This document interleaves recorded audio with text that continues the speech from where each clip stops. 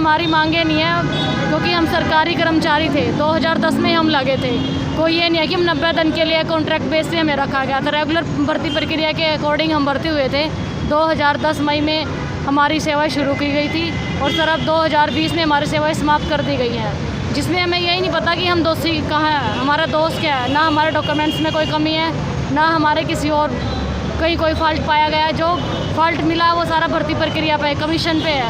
उनको दोष सरकार ने जो दोष देना। अब हमारा क्या कसूर है सर? हम रोडों पे ला के बिठा दिया। अब हमें रोडों पे ला के बिठा दिया। हमारे बच्चों का, हमारे परिवारों का क्या होगा सर? बहुत सारी विधवाएं बहनें हैं हमारी, उनका क्या होगा? उनके परिवार का क्या होगा? वो बच्चों को लेके कहाँ जाएंगे? अब हमारी सरकार से आपको नौकरी दी गई थी, आपको कॉन्ट्रैक्ट में साइन कराए गए थे या वैसे ही आपको? नहीं सर, हम प्रॉपर भर्ती प्रक्रिया के हिसाब से हम लगे थे। 2006 में हमारी एडवर्टाइजमेंट निकाली गई थी, फिर हमने फॉर्म अप्लाई किया गया, फिर हमारे रिटर्न के लिए हमारा रोल नंबर आया, फिर हम रिटर्न दे के आए। उसके बाद फिर हमारा इंटरव्यू हुआ था। इंटरव्यू के बाद हमारी सिलेक्शन लिस्ट आई थी, जिसमें हम सब कैंडिडेट्स के नाम आए थे 1983 PTIs के, और फिर हमारी सेवाएं स्टार्ट की गई थी।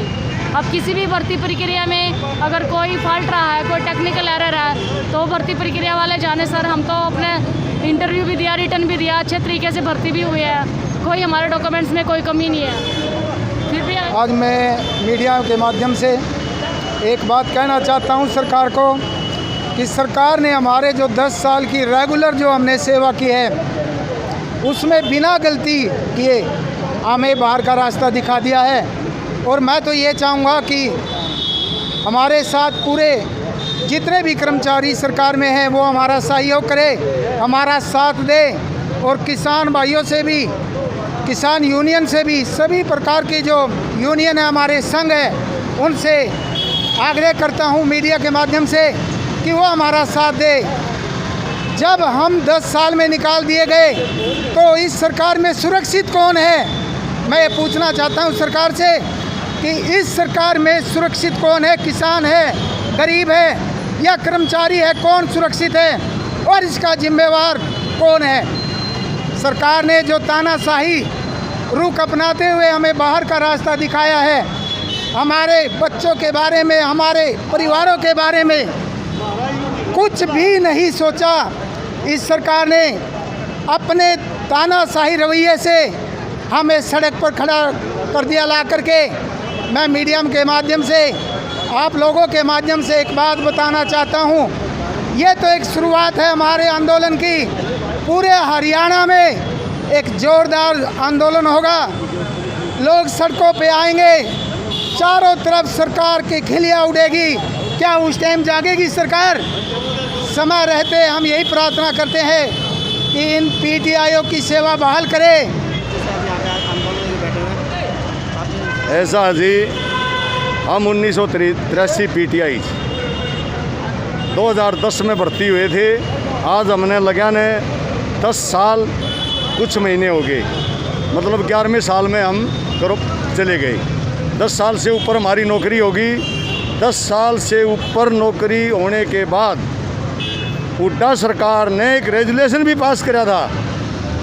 अब जो कर्मचारी किसी भी तरह सरकारी नौकरी में कच्चा या पक्का, उसका सिलेक्शन किसी भी सोर्स से हुआ है वो 10 साल में पक्का माना जाएगा।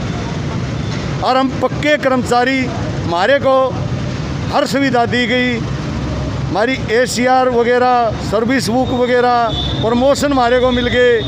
और फिर भी सरकार ने हमें बाहर का रास्ता दिखा दिया। कोर्ट ने जो सिलेक्शन कमेटी थी उसको दोषी बताया है, PTIs को दोषी नहीं बताया।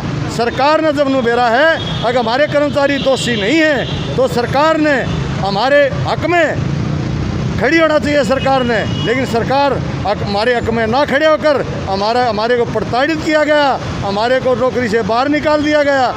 और अपनी दोबारा से लॉकडाउन को भी ताक पर रखते हुए सुप्रीम कोर्ट के रिजल्ट को भी, उनके आदेश को भी ताक पर रखते हुए भर्ती की प्रक्रिया को शुरू कर दिया।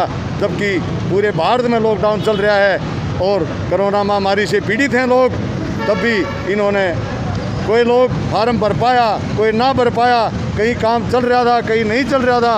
इन्होंने इन्होंने कर्मचारी को परेशान करने का काम किया है और हमें कसम खाई है, हम दर दर ठोकर खा के मुख्यमंत्री के दरबार पर, कृषि मंत्री के दरबार पर, हम वित्त मंत्री के दरबार पर, मंत्रियों के, एमएलए के, शिक्षा मंत्री के दरबार में हम सभी भी, कल भी हम गवाना वहाँ दरबार लग रहा था, वहाँ भी हमने अपनी अपील रखी, लेकिन सरकार ने हमारी अपील को ठुकरा दिया। तो हमने संघर्ष का रास्ता अपनाया है। हम आप मीडिया के माध्यम से अपनी आवाज़ को उन गूंगी बहरी सरकार को सुनाना चाहते हैं। कृपया करके हमारी आवाज़ को वहाँ तक पहुँचाएं।